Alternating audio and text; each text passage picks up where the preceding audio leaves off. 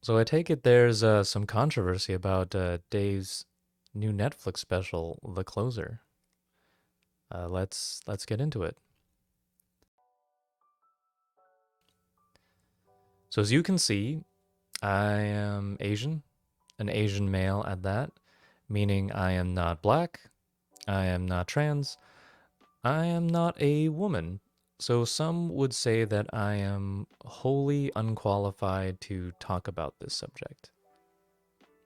You're probably right. But to channel Ronnie Cheng, when talking about, when he talks about in his special about arbitrating the black white race war, I, as an Asian male, am the perfect objective referee.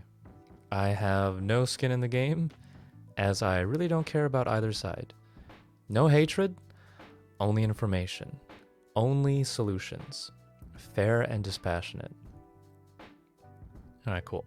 Now that I've established that my leading qualification is my complete and utter lack of qualifications, let's really get into it. Dave Chappelle's The Closer, to be honest, is not his funniest. By a long shot, actually. I didn't really laugh that much. That said, I actually do love it. As a piece of art, I found it one of the most interesting and thought-provoking pieces that he's created. It was less about what he actually talked about and more about the psychology of the man himself and his journey through what he and some would call the era of cancel culture. The reason I found this so interesting is, as his critics have actually pointed out too, he is whining, complaining in a sense. He seems hurt. I couldn't shake the feeling that Dave is far more of a sensitive person than he likes to let on. And that makes sense, at least to me. I mean, he's a public figure after all. Public figures have a responsibility to be exemplary, which is really a unique pressure that many of us will never truly feel, and unfortunately, as such, never fully sympathize with. I think what his critics do forget to realize is the persona on stage, in many senses, is the most honest form of Dave, but also the most exaggerated. It's a weird dichotomy I imagine many comics wrestle with. On stage, they are as unfiltered as a person can be. For that brief moment when they're on stage, uh, they remove themselves from all social contrivances and obligations that we willingly place ourselves into. It's we do this out of our own, for our own good and for the good of people around us. But when a comedian disregards those boundaries, it gives us a chance to really re-examine them. And while it's unfiltered, the best comedians ensure that the view is still kind of artfully crafted or narrated, if you will, right? So it's the true self, but directed towards a goal. That goal can be to entertain, to question, to point out incongruencies, to push boundaries, to self examine. So it's truthful, but truth modified. Truth, but with the volume turned up and some notes bent here and there. Even to the point if, where the notes get distorted. That's the music of comedy. To some, it's Jimi Hendrix's Star Spangled Banner, and to others, it's a dying cat.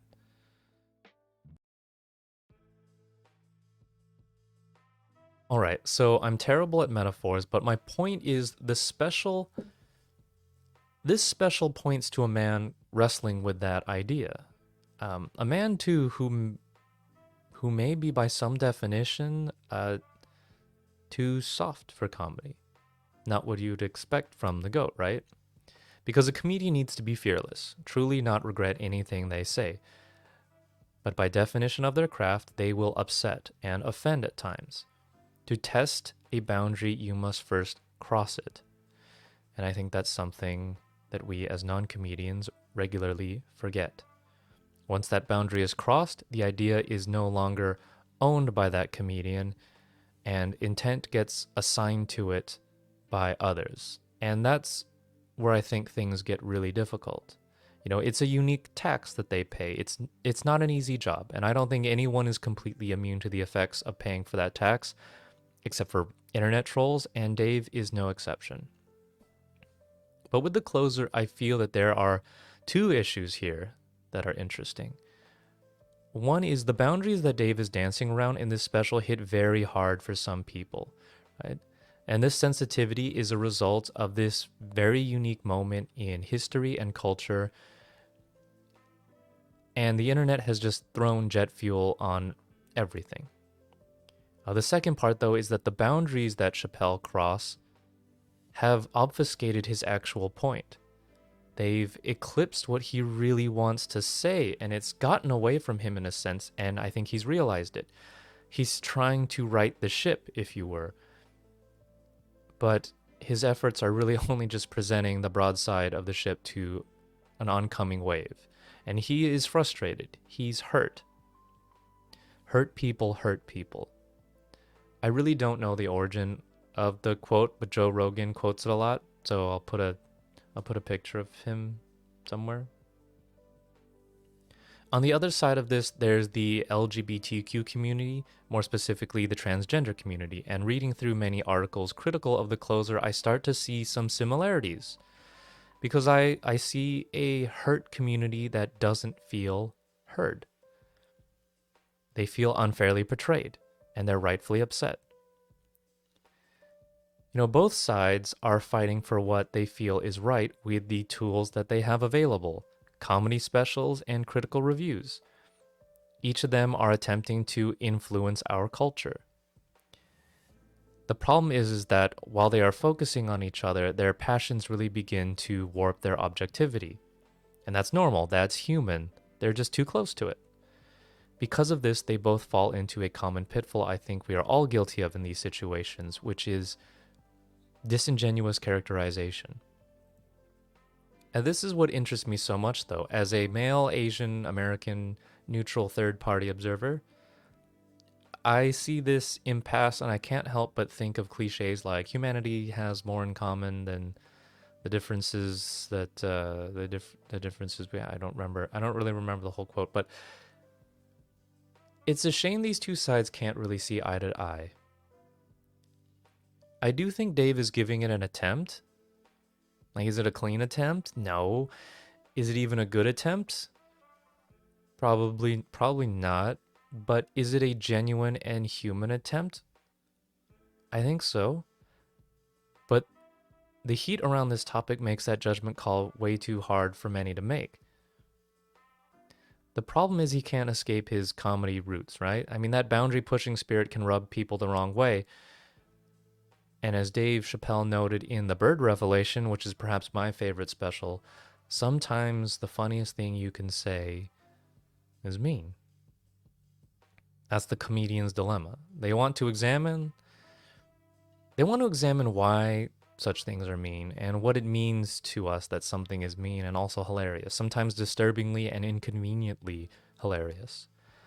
Unfortunately, the trans community, their humor has been pilloried by a world that largely derides, marginalizes, and in some cases, unfortunately, kills them. They can be forgiven for being defensive. And we can all be this way. I mean, quoting from the very same special, everything is funny until it happens to you.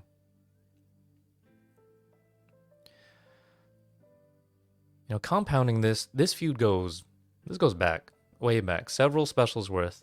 And this is really important because, let's be honest, our culture was in a different place when all of this went down. You, me, we were all in different places.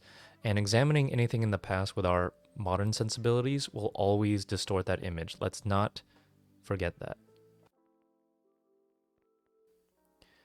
Reading through the negative Rotten Tomatoes criticisms of Chappelle, I just couldn't help but see how disingenuous their read was on Chappelle. It looks so ugly upon first read.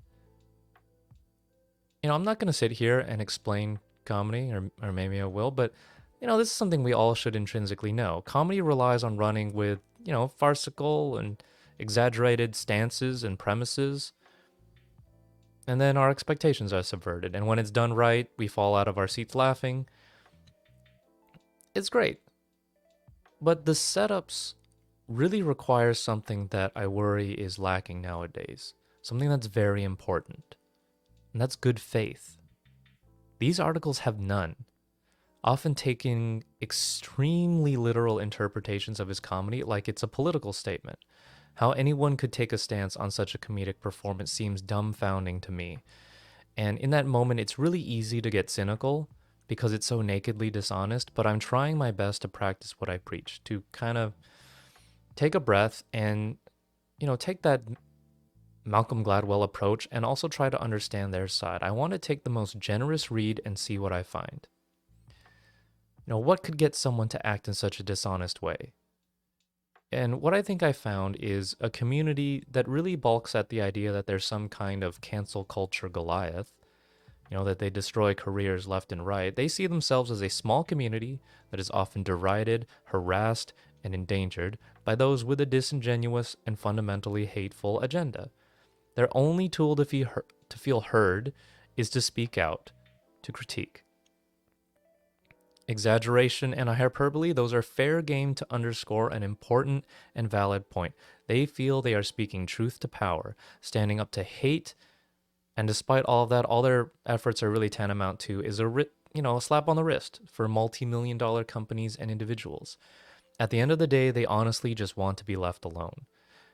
And to quote Chappelle's special, they just want people to believe they're having a human experience.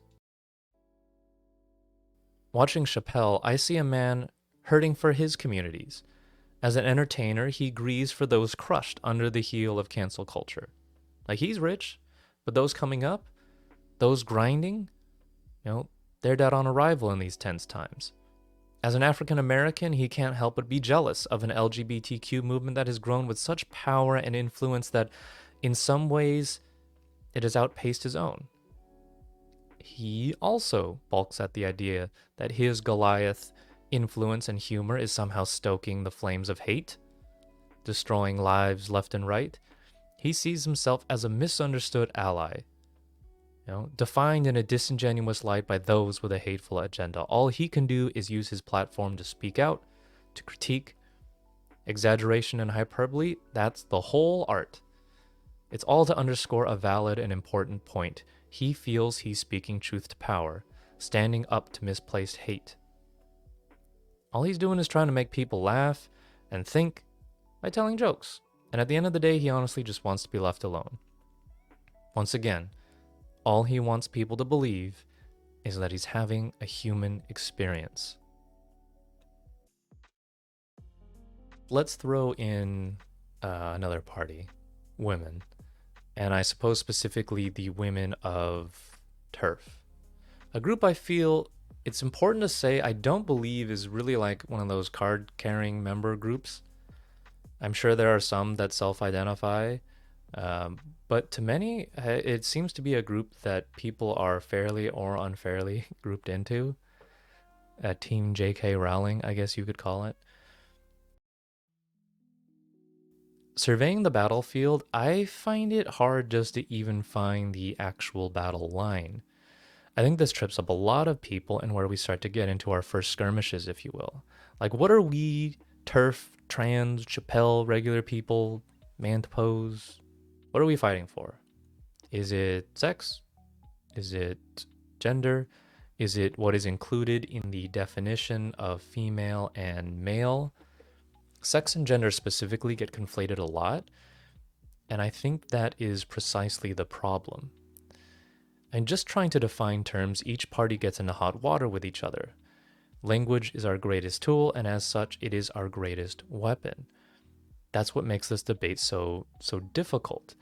Typically, defining terms is a key setup for a formal debate, right? You want to ensure that everybody is on the same page, that we're all using the same nomenclature, and ambiguities are minimized. But this debate is entirely on those very terms, so everyone is just guns blazing right out the gate. And this is that failure to communicate where our language is breaking down. Any attempt at defining these terms immediately flags someone as being an ally, a TERF, a hate monger, what have you.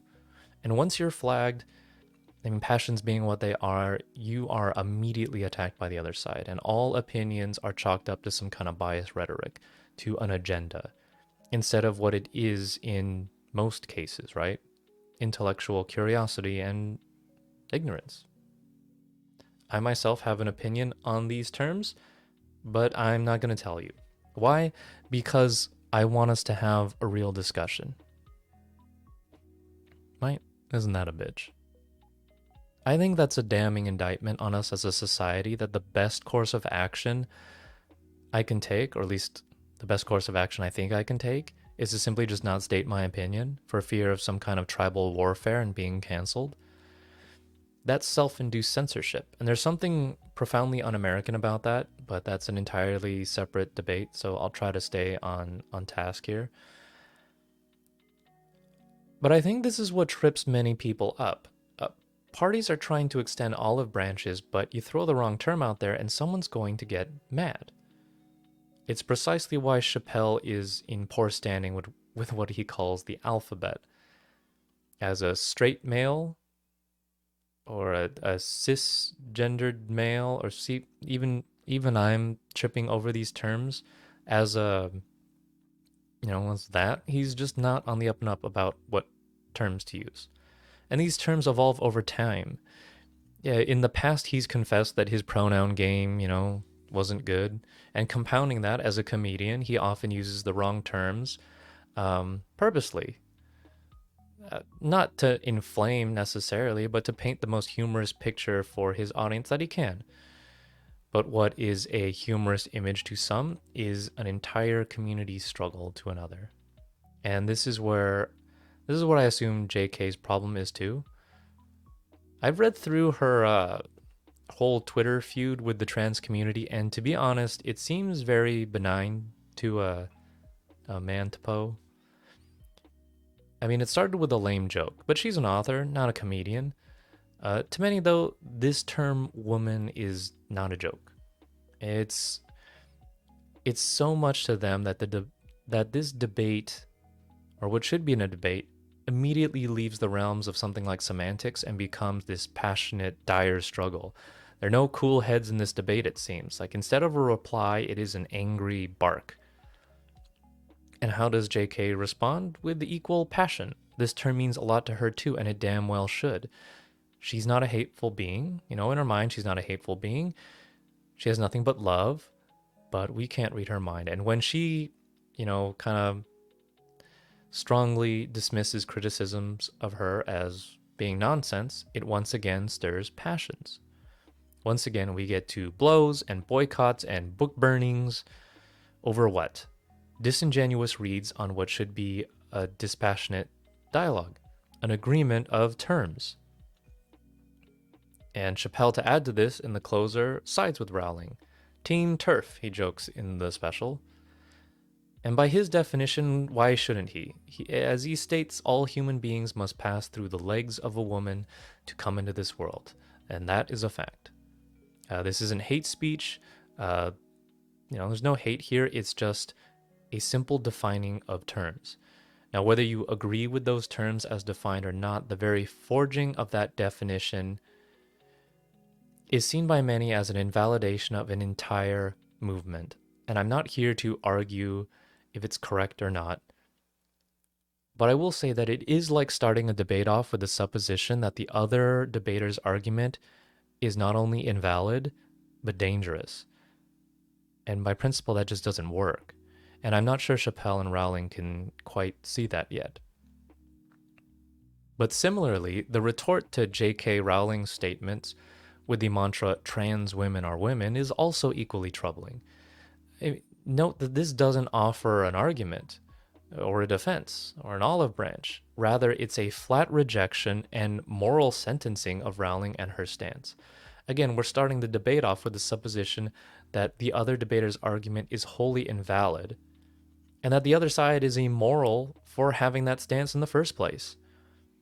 It feels a little bit like deja vu here. I mean, really, it's just a bunch of hurt people hurting people. When I was a child, I remember getting into a huge amount of trouble for calling an autistic child retarded. Just follow along with me on this one, but I had to be single digits still at this point, but I remember this quite vividly, and the reason I remember this vividly is because I was so utterly confused. Like I said, culture moves at breakneck speed, and this is something that I believe comedian Louis C.K. even mentioned. And he mentioned that at one point, retarded was an accepted medical nomenclature, specifically mental retardation. And I remember that too. Um, people that we now know as people with intellectual disabilities, we didn't know them as that back then. And I know that covers a wide swath of people, but back then there wasn't a lot of recognition for a lot of these diagnoses that we have now. I came from a time when there were terms like the funny farm and people were just odd or off. And some people were retarded. And it wasn't said with venom or hate, it was just said factually. And I don't know when it happened, like when that word became evil. And it was honestly probably before my time as a child, but information in the pre-internet days took a while to disseminate. I mean, as an example, we've known that dinosaurs had feathers in like the 70s, and yet, Jurassic Park comes out in in the 90s or early 2000s, and people still think dinosaurs look like that. And I was a kid, and the only time I had heard the word retarded was to describe the person like that, like someone on the spectrum or with an intellectual disability. It was in a scientific manner, and I'm a child, like I was still learning words. There was no need to question the validity or morality of words. The idea that words were moral or amoral just escaped me at the time.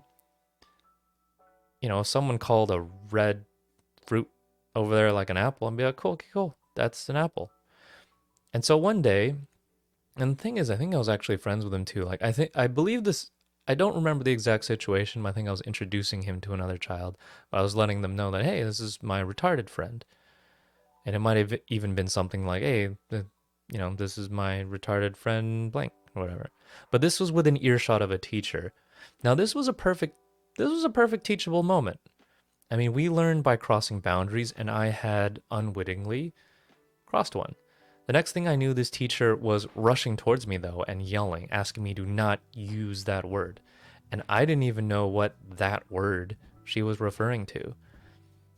And the dumb part about this is that it was like some kind of tragic Abbott and Costello routine, because she refused to say the word because she obviously knew what it meant.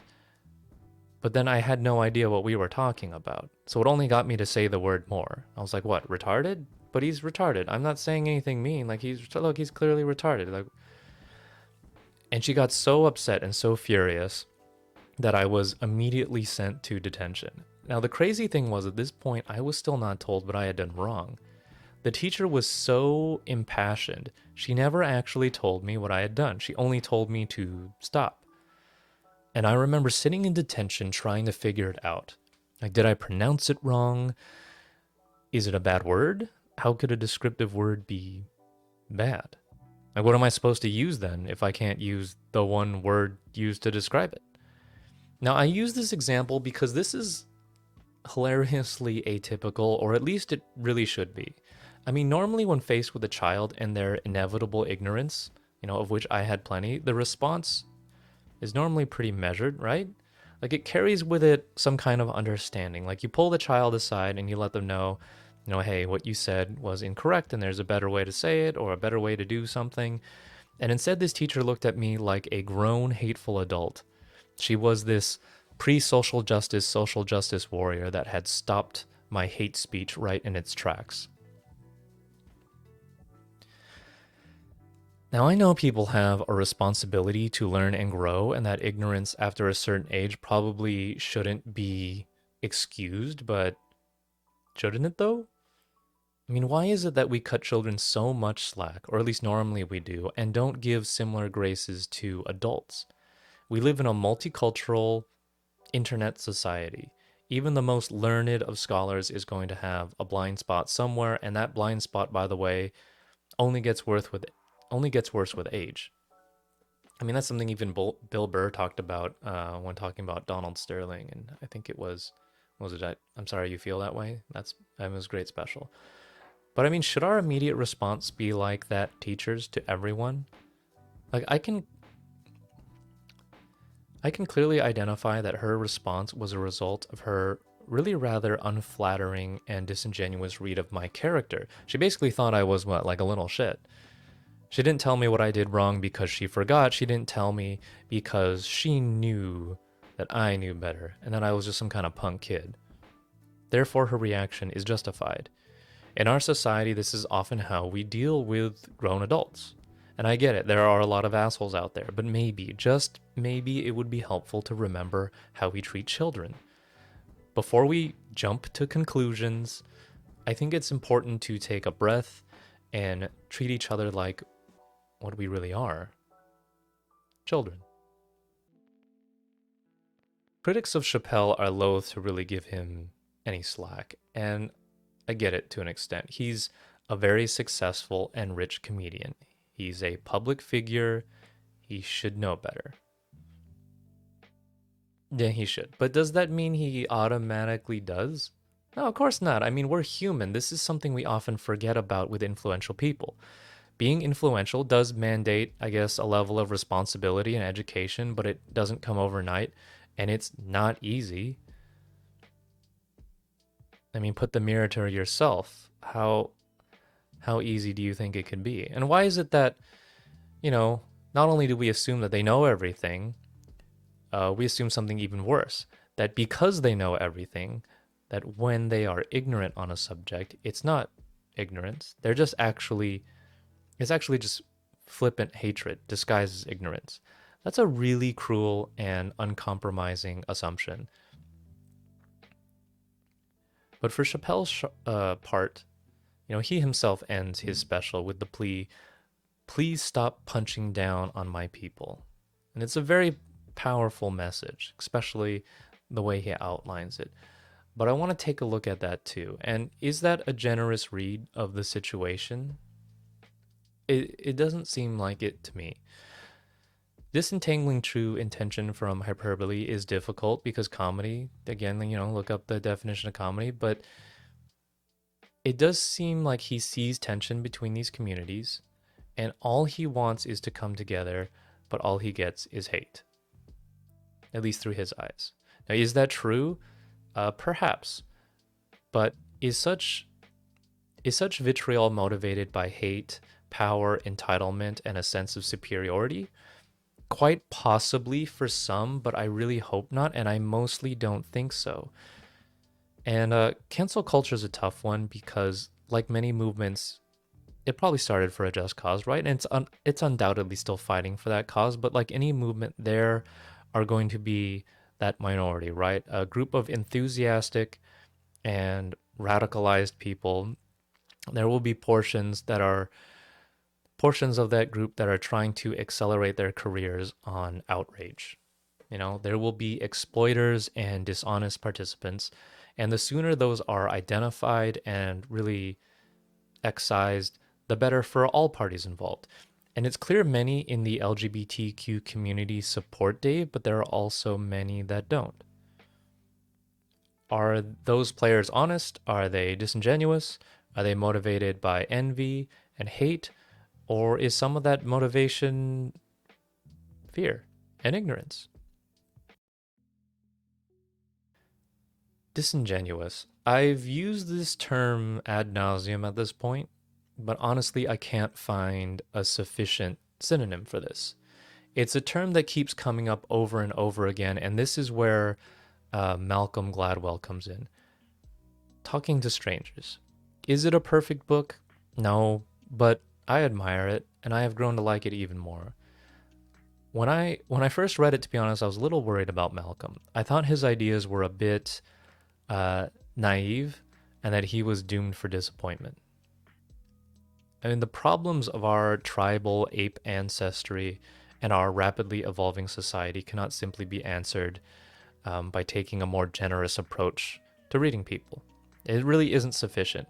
But watching The Closer, it made me think of re-examining his thesis. And in the end, I still think his thesis is still tragically naive. I still think Malcolm is a doomed optimist, but I also see his conclusion as a cultural and moral imperative. I can't help but be optimistic because if it fails, and I say this with no irony, we're doomed. And we're doomed because when we take these defensive postures and take such a disingenuous read of each other, we start making mountains out of molehills. We start tilting at windmills. Suddenly, anything our opposition does is a slight. You know, like jokes, they become attacks. Sincerity becomes insidious intent. You know, defending your beliefs becomes an enforcement of will. Olive branches become feigned conciliation, shared experiences become some kind of cruel, mocking pantomime, and ignorance becomes willful blindness. Worst of all, with such foul tactics used by the opponent, it justifies the use of your own disingenuous and unscrupulous behaviors. Offense now becomes a currency to undermine your opponent and rally your team, and in war, the ends justify the means. As for the opponent, growth? No one grows as a person. Hate is forever. People don't change, and if they say they've changed, it's only to shirk responsibility and to get a free pass. But me? I'm not perfect, but I'm not the one on trial here. They should know better. Right? I know I'm not a hateful person, but they definitely are. I am without sin, and you better believe I am casting the first stone. Now, with that framing, how are you ever to reconcile? How can you keep your calm and not lash out? You know, suddenly every critical article of The Closer becomes not so outrageous. These are deeply hurt individuals fighting against a transphobic, misogynistic, cruel, ignorant hate monger. Every time he tries to break bread, he's secretly or not so secretly giving you the middle finger. And looking at Chappelle, suddenly the motivations of Chappelle's special become apparent as well. He's a deeply hurt individual fighting for the rights and freedoms his people deserve, only to be outfoxed again by the white man or woman. Every criticism by the cultural elite is a flex, a power play of dominance, to bend culture and science to their will. All their outrage is born from entitlement, disdain, and jealousy. What is most tragic about Chappelle's The Closer is what I believe to be his real message. He is in mourning. He's mourning the African American struggle, the 400-year nightmare that we can't seem to wake up from. A struggle with more casualties than anyone can count, and a struggle he wants people to see and to hear. It's that very struggle that caused him to, as he says, get off the bus and leave $50 million on it. It's not over. African Americans are still suffering. It's gotten better, but it's not, better. Is anyone else saying it? Can anyone else hear him? How is it easier for Caitlyn Jenner to change her gender than it is for Cassius Clay to change his name? For both specials in which this appears, it has been the most haunting quote for me. And comedy is all about pointing out such cultural and societal incongruencies and, putting a light on them and laughing at them. They may simplify the argument, perhaps too much, just to make it cogent, but that's kind of the whole art form. Now, while this is a perfect example of such a joke, what's so haunting about this is that when I see it, when I hear it, it's clear to me that Chappelle does not see this as a joke. Both times, this is a sincere plea, a sincere question. And what's the answer to it? I don't know, but I can almost guarantee you it is a deeply uncomfortable and inconvenient answer. An answer we should figure out together if we can if we can only just stop fighting. The fact that he's repeated it again shows his frustration. He's been trying to ask this single question, and both times it's lost in the noise. It's no wonder his last special isn't particularly funny. While he's trying his best to hold his head high, defeat really does loom on his face. This backlash has clearly wounded him. Hopefully not mortally, but it's significant. Wounded and broken, I do think this final go is a bit of a whimper, as some critics have noted, but not for the reasons they say. I really don't see hate in Chappelle's eyes.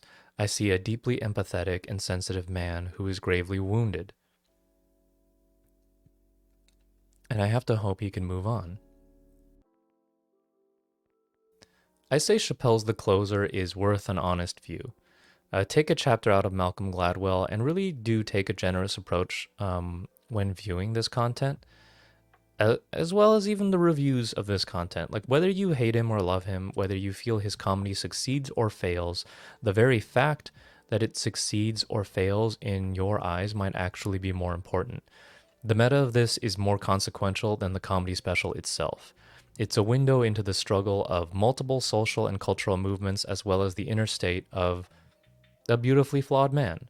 I mean, this is what great art is about. Now, that's it for now. And remember, kids, be generous to one another. People are more often than not nowhere near as bad as you think they are, and you are nowhere near as good. Alright, so now that Chappelle fans, women, and LGBTQ members probably hate me, I figured this would be a great time to say, if you like this content, please like, subscribe, and click that notification bell so that you can be informed when more content like this is available. If you hate everything, you can show your disdain by pressing the like button, but pressing the like button in a snarky and ironic way. One day I'd also like to be able to monetize this channel, so subscribing really helps me out. Apparently, if you get to 1,000, I get to apply to possibly make money on YouTube. So that'll be a cool journey if that ever happens. And it's for that reason that I'm reminded of the phrase, know thy enemy, which is why if you hated this, besides liking, you should also subscribe, so you can find out whenever I'm spewing my hate speech. Cheers, everyone. Good night.